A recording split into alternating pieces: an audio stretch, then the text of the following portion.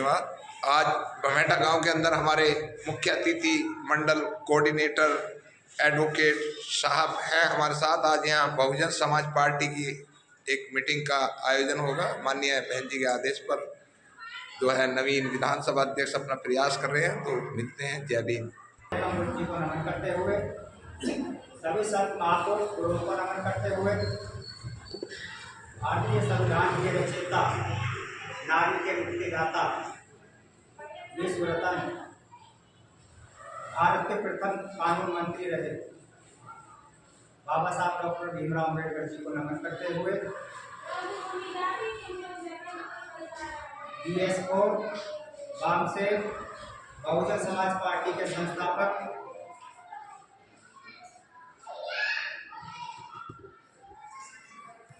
बहुजन समाज को इकट्ठा करके बहुजन समाज की माला के रूप में मान्यवर काशीराम साहब को नमन करते हुए भारत के सबसे बड़े प्रदेश उत्तर प्रदेश की 4 बार रही बहन कुमारी मायावती जी को आदर्श मानते हुए उनको जय भीम करता हूँ, शुरू करता हूँ। सम्मानित साथियों, आज कैडर बहुजन समाज पार्टी का कैडर कैंप वार्ड 41 और 42 का यहाँ पर कराया गया है। उसके मुख्य अतिथि हमारे बराबर में बैठे हुए, मंच पर बैठे हुए एडवोकेट नरेंद्र मोदी साहब जी हैं। आज इस मीटिंग की अध्यक्षता हमारे साहब रहेंगे। मैं जोरदार उनका तालियों से स्वागत है।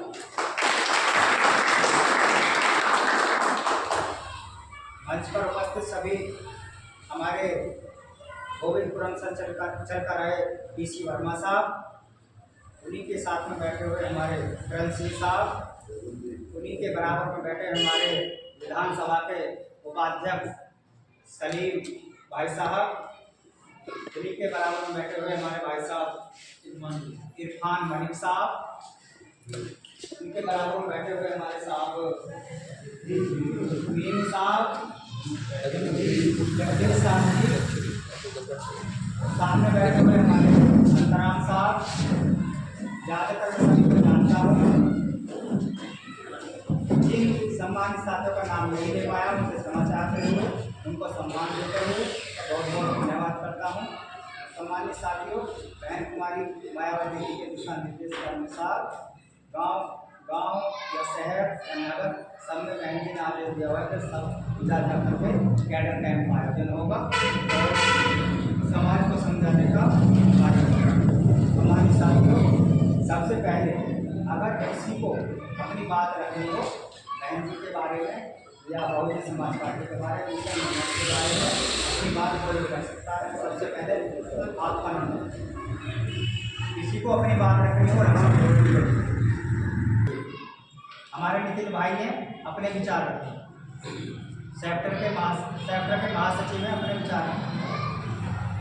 अरे अपना परिचय दो, लेकिन रखो जो भी बात जी, ऐसे किसी को सभी भाइयों को मेरा क्रांतिकारी जय भीम। आज गांव भमेटे में मेरे छोटे से गांव में मीटिंग का आयोजन किया गया था। वहां पर लोगों को इकट्ठा करने का काम जो किया गया था, हम उस काम को बखूबी से नहीं निभा पाए। कुछ लोगों के घर घर गए, कुछ लोगों ने मना किया कि नहीं हो पाएगा। मैं सभी से यही करना चाहता हूँ,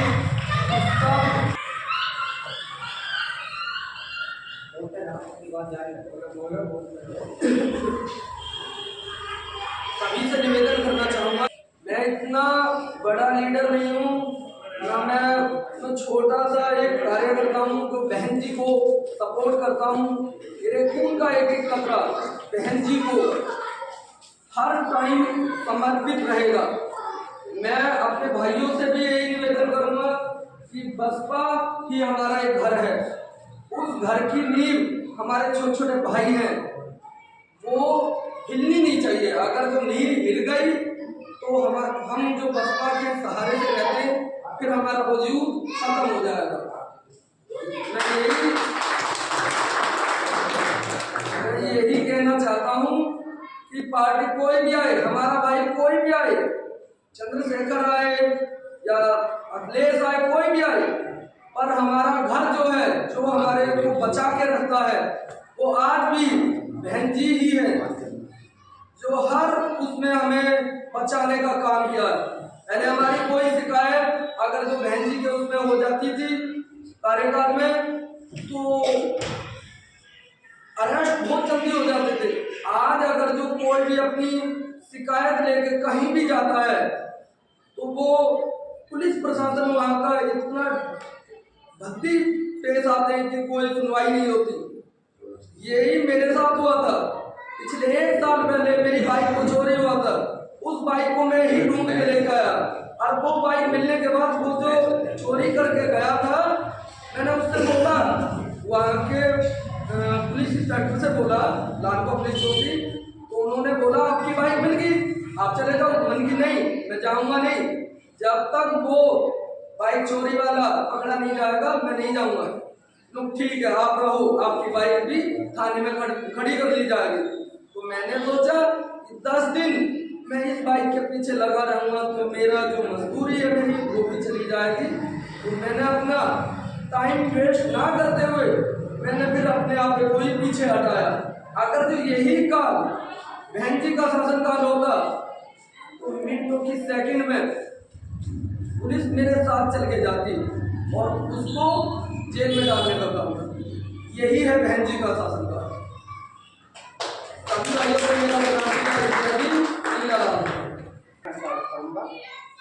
विधानसभा अध्यक्ष होने के नाते मैं उनका सम्मान करता हूं।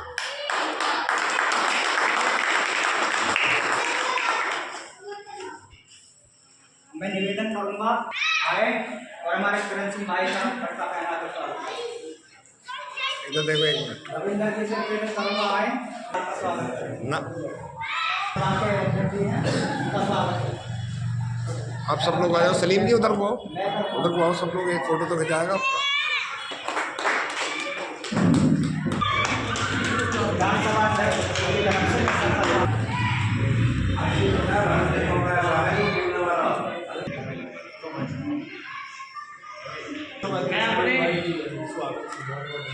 मैं अपने सेक्टर के जितने भी नीरज आ जाओ भाई।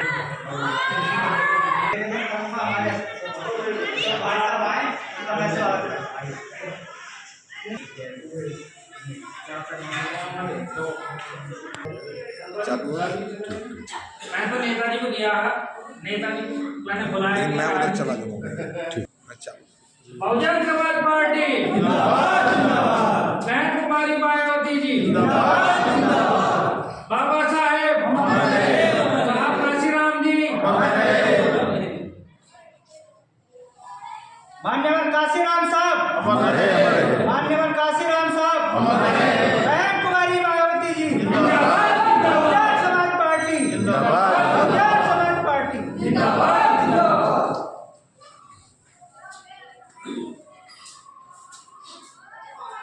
सभी अपने अपने स्थान पर बैठे। जी से निवेदन करूंगा आए और बहन जी के दिशा निर्देश से प्रोग्राम करें। बहुजन समाज पार्टी जिंदाबाद, बहन कुमारी मायावती जी जिंदाबाद। जोरदार तालियों से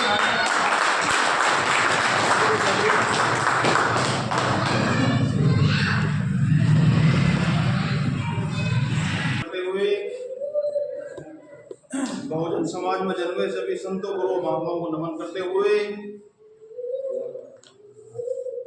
शिक्षा के अलग जगाने वाले ज्योतिबा फुले साहब को नमन करते हुए, आरक्षण के जनक छत्रपति साहू जी महाराज को नमन करते हुए, सामाजिक क्रांति के अग्रदूत गुरु नारायण जी को नमन करते हुए, करोड़ों करोड़ों दलितों के मसीहा संविधान के निर्माता परम पूज्य बाबा साहब भीमराव अम्बेडकर जी के चरणों में अपनी श्रद्धा का सुमन अर्पित करते हुए, बाबा साहेब DS4 बहुजन समाज पार्टी के जन्मदाता माननीय श्री काशीराम साहब के चरणों में अपनी श्रद्धा का सुमन अर्पित करते हुए, इस सूबे की 4 बार रही मुख्यमंत्री परम आदरणीय बहन कुमारी मायावती जी को अपना आदर्श और नेता मानते हुए, आज की इस मीटिंग की अध्यक्षता कर रहे हमारे बहुत ही सम्मानित बुजुर्ग वीरपाल सिंह जी, इस विधानसभा के बहुत ही सम्मानित विधानसभा अध्यक्ष नवीन गौतम जी इस कार्यक्रम का संचालन भी कर रहे हैं। हमारे मीडिया के बहुत ही सम्मानित साथी देवेंद्र हिसाले जी,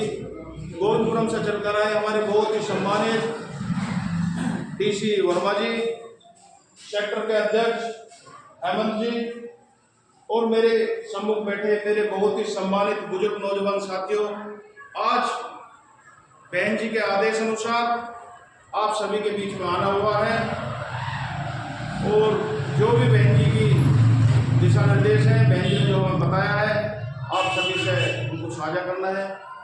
सम्मानित साथियों, आप सभी को जानकारी है कि लोकसभा का आम चुनाव हमारे सर पर है।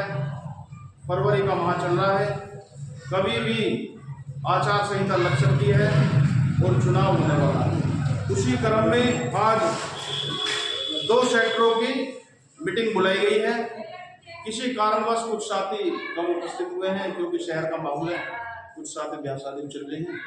अध्यक्ष जी ने प्रयास करा, सभी साथी नहीं आ पाए हैं, कोई बात नहीं, लेकिन आप सभी साथी हैं, आप पूर्व में भी काम करते रहे हैं। आपने इस विधानसभा से भी बहन जी के आदेश अनुसार 2 बार विधायक बनाने का काम किया है। आपने पार्षद जिताने का भी यहाँ से काम किया है। साथियों, हम सभी को एक बात को ध्यान में रखना है। वो बात क्या है कि आज हम यहाँ पे जो भी हैं, आज हमारा वजूद यहाँ पे जो भी है, वो हमारे महापुरुषों के त्याग और बलिदान से है। आप इस बात को मानते हैं? तो सम्मानित साथियों, जब आप सब इसी बात को मानते हो कि आज हमारा जो भी वजूद है, हम यहाँ खड़े हुए हैं, हम अपने महापुरुषों के त्याग और बलिदान अथक प्रयासों से यहाँ तक पहुंचे हैं। 1842 में ज्योतिबा फूले जी द्वारा, माता सावित्रीबाई फूले जी द्वारा शिक्षा की जब अलग जगा रही थी, महिलाओं को पढ़ाई के लिए आगे बढ़ा रही थी, तो आपने देखा होगा कि किस किस तरीके से मनुवादी सोच के लोगों ने उस व्यवस्था को बिगाड़ दिया। बहुत ही अथक प्रयासों से बाबा साहब संविधान सभा में पहुंचे। मनुवादी लोग चाहते थे कि बाबा साहब संविधान सभा में ना पहुंचे। कुछ लोगों ने ये भी कहा था कि हमने जो है दरवाजे नहीं, खिड़की भी बंद कर दी है, बाबा साहब को मत मिला। लेकिन बाबा साहब की मेहनत के आगे, त्याग के आगे बाबा साहब संविधान सभा में पहुंचे। 1932 में बाबा साहब जब गोल में सम्मेलन के लिए जा रहे थे, आप सभी साथियों को अवगत है कि उन परिस्थितियों में जो कि बाबा साहब के ऊपर पहाड़ जैसा दुखता, बाबा साहब की संतान बाबा साहब को छोड़ के चली गई, लेकिन बाबा साहब ने और हमारे माता ने उस दुख को हमारे लिए त्याग दिया और बाबा साहब ने कहा कि आज तो मैंने एक बेटा खोया, यदि मैं नहीं जाऊंगा तो मेरे समाज के दलित, पिछड़े, आदिवासी करोड़ों मेरी संतानें इस सुख से वंचित रह जाएंगी। तो साथियों, हम जो भी यहाँ पहुंचे हैं, बाबा साहब की कठिन त्याग और तपस्या से पहुंचे हैं। बाबा साहब ने कहा था कि हे मेरे मिशन को चाहने वालों, अनुयायियों, यदि मेरे मिशन को, मेरे कार्यों को आगे ना बढ़ा सको तो इसे पीछे ही मत ले जाना। साथियों, आप देख रहे हो आज वही समय आ गया है कि जो बाबा साहब ने कहा था कि मैं संविधान क्यों ना कितना भी अच्छा बना लूं, लेकिन यदि सरकारों की नीयत अच्छी नहीं होगी तो आपको उसका लाभ नहीं मिलेगा। आज आप देख रहे हो इस देश में जो बाबा साहब ने उस समय कहा वही हालात नजर आ रहे हैं। बाबा साहब ने संविधान में सभी वर्गों के उत्थान के लिए नियम कायदे बनाए, लेकिन ये सरकार आज उन सभी को धीरे धीरे धीरे धीरे खत्म करने का काम कर रही है। साथियों, आप ये ना सोचें कि संविधान तभी खत्म होगा तब उसको फाड़ दिया जाए। आज हमारा शरीर है, हम जीवित हैं, यदि उसका एक एक बूंद निकाल दिया जाए तो शरीर का कोई फायदा नहीं है। इसी तरह से यदि ये संविधान में अपने मुठभेड़ के तहत, तानाशाही के तहत ये बदलाव करते रहेंगे तो संविधान हमारे प्रभावी नहीं रहेगा। इसलिए आप सभी से यही अपील करने के लिए, गुजारिश करने के लिए आए। हमारे नेता परम आदरणीय बहन कुमारी मायावती जी, जिन्होंने पूरा जीवन अपनी शादी नहीं करी, माननीय कांशीराम साहब ने शादी नहीं करी और अपना पूरा जीवन इस बहुजन समाज में लगा दिया। साथियों, इस मिशन और मूवमेंट को बचाने के लिए, संविधान को बचाने के लिए हम सभी को, दलितों को, पिछड़ों को, आदिवासियों को, अपर कास्ट के जो अच्छी सोच के लोग हैं, हम सभी को एकजुट होना होगा और 2024 का जो भी चुनाव होगा लोकसभा का, बहन जी जिसे भी प्रत्याशी बना के भेजेंगी, हम सभी को इस संविधान को बचाने के लिए, दलित पिछड़ों को बचाने के लिए अपनी एक एक वोट हाथी के ही निशान पे देंगे और बहन जी का हाथ करेंगे। साथियों, मेरे ये समझ में नहीं आ रहा है, वैसे तो इस प्रदेश में हमारी 4 बार सरकार बनी, लेकिन पूर्ण बहुमत की और ताकत की सरकार जो रही 2007 से 2012 तक।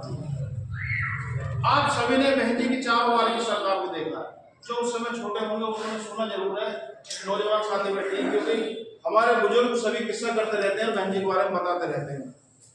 जैसे साथी अभी भाई बता रहे थे कि मेरी बाइक चोरी होगी और उस पर कोई भी कार्रवाई नहीं हुई। यदि बहन जी की सरकार होती तो मुकदमा दर्ज नहीं होता, जो भी उस थाने का प्रभारी या चौकी का प्रभारी होता वो मोटरसाइकिल को ढूंढ के उस मोटरसाइकिल को आपके से सम्मान नहीं किया, क्योंकि आपने बहन जी की ताकत को देखा है।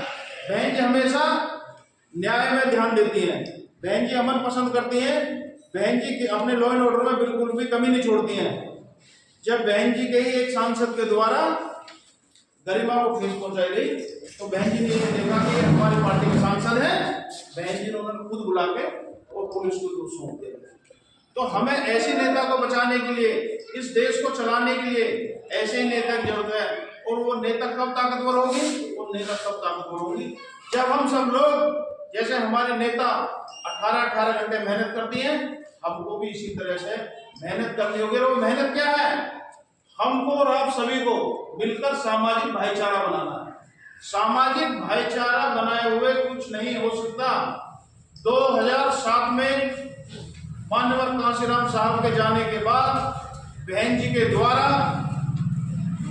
सभी समाजों में सामाजिक भाईचारा बना के और पूर्ण बहुमत की सरकार प्रदेश में लाई गई। और जब पूर्ण बहुमत की सरकार आई तो आपने देखा कुछ लोगों का तो झूठा नारा था कि आएंगे अच्छे दिन आएंगे, वो आएंगे तो अच्छे दिन लाएंगे।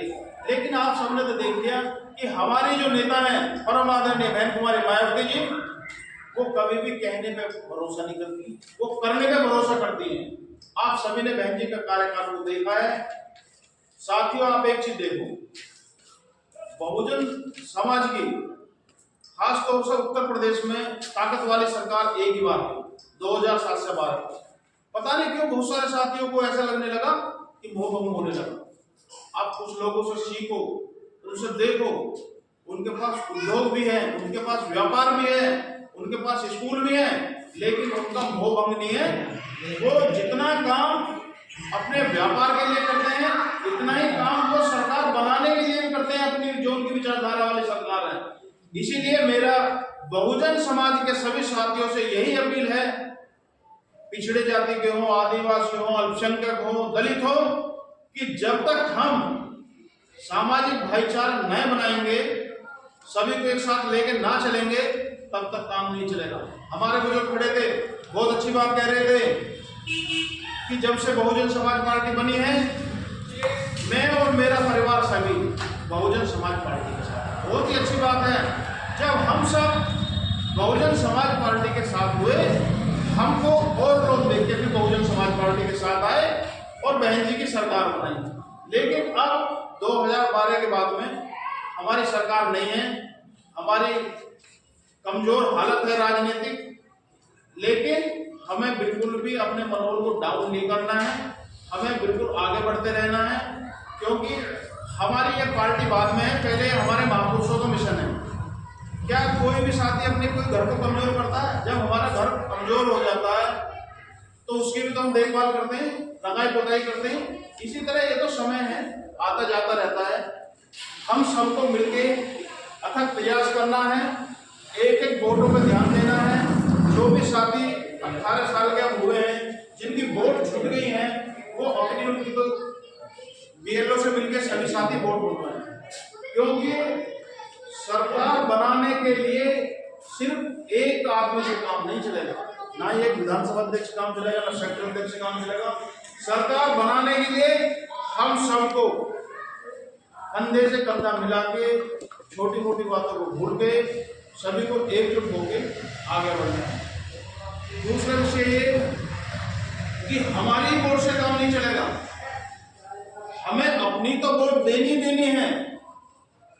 जो भी हमारे पिछड़े समाज के हमारे साथी हैं, दलित समाज के हमारे साथी हैं, या अपर कास्ट के हमारे साथी हैं, सभी को बताना है कि बहन जी को वोट क्यों देना है, बसपा को वोट देने से हमें क्या फायदा है। आपने देखा होगा कि जब 2007 में बसपा की सरकार बनी, माननीय बहन जी के द्वारा सामाजिक भाईचारे को ध्यान में रखते हुए हमारी इसी विधानसभा मुरादनगर विधानसभा से अपर कास्ट से त्यागी जी को सम्मान देने का काम किया। आपके नाम से आपने देखा होगा सभासद बने फूल कुंवर जी, यादव समाज से है, तो उनको भी जोनल का चेयरमैन बनाने का काम किया गया। कश्यप समाज से सांसद बनाने का काम किया गया, एमएलसी बनाने का काम किया गया। सैन समाज से दयाराम सैन जी को राज्य मंत्री बनाने का काम किया गया। हिमावती गांव के रहने वाले हमारे पाल साहब अजीत पाल जी को भी राज्य मंत्री बनाने का काम किया गया।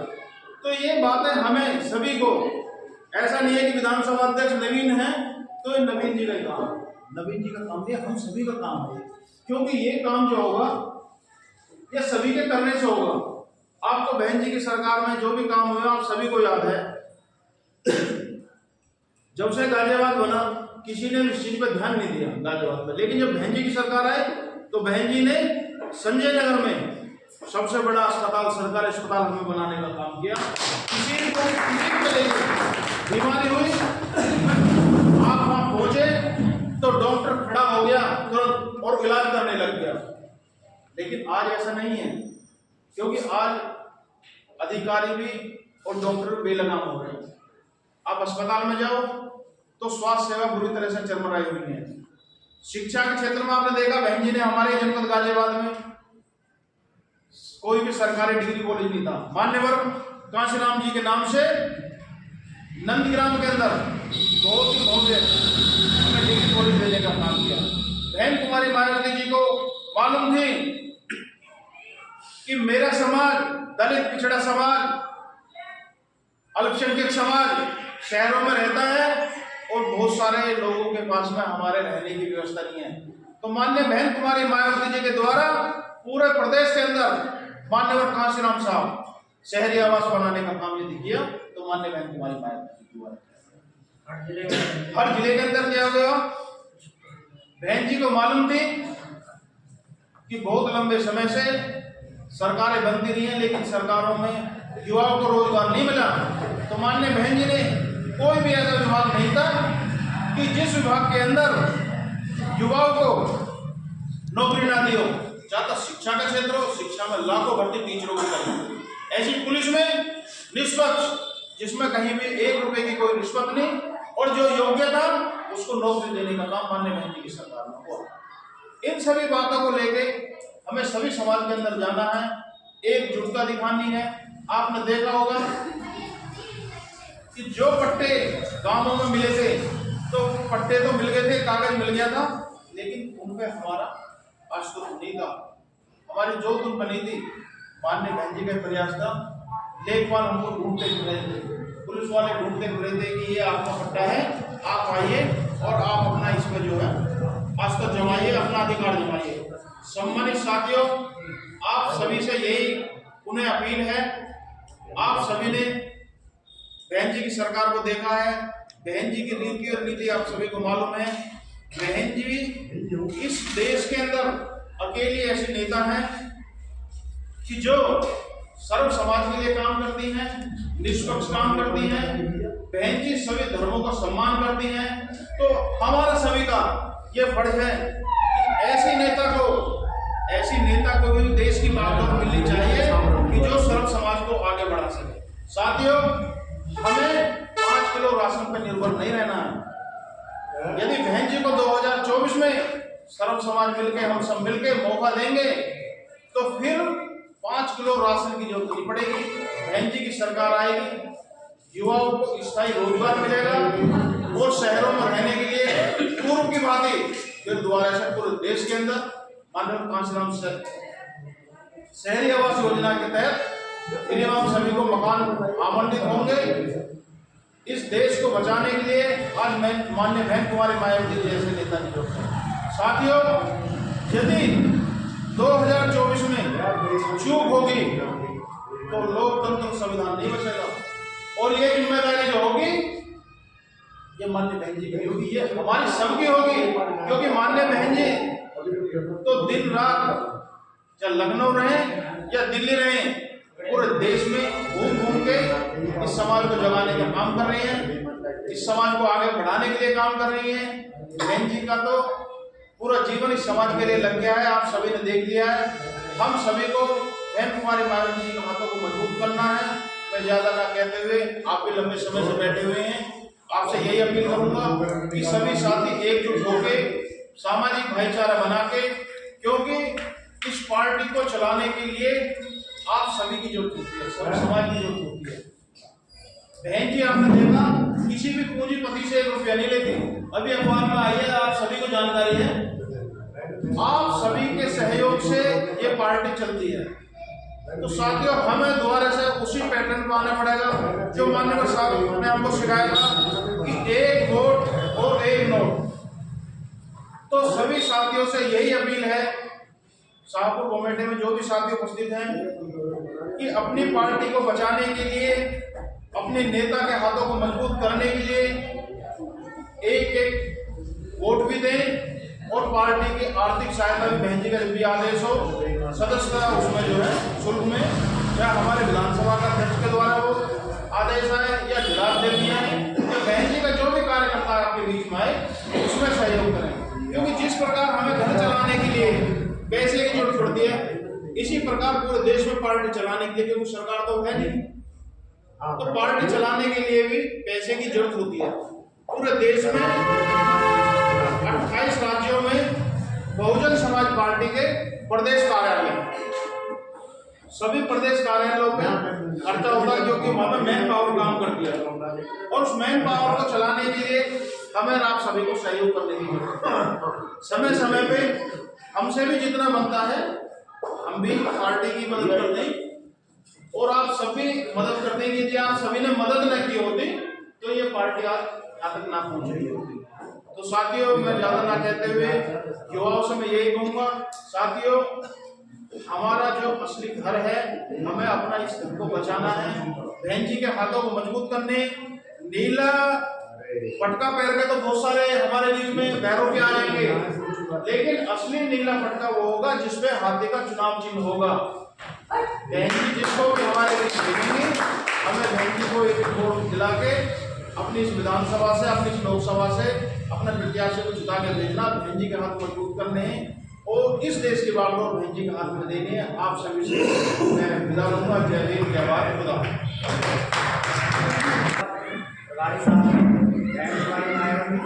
एवं बाबा साहब डॉक्टर भीमराव अम्बेडकर कांशीराम साहब के बारे में आपको अवगत कराया। बहुत बहुत धन्यवाद।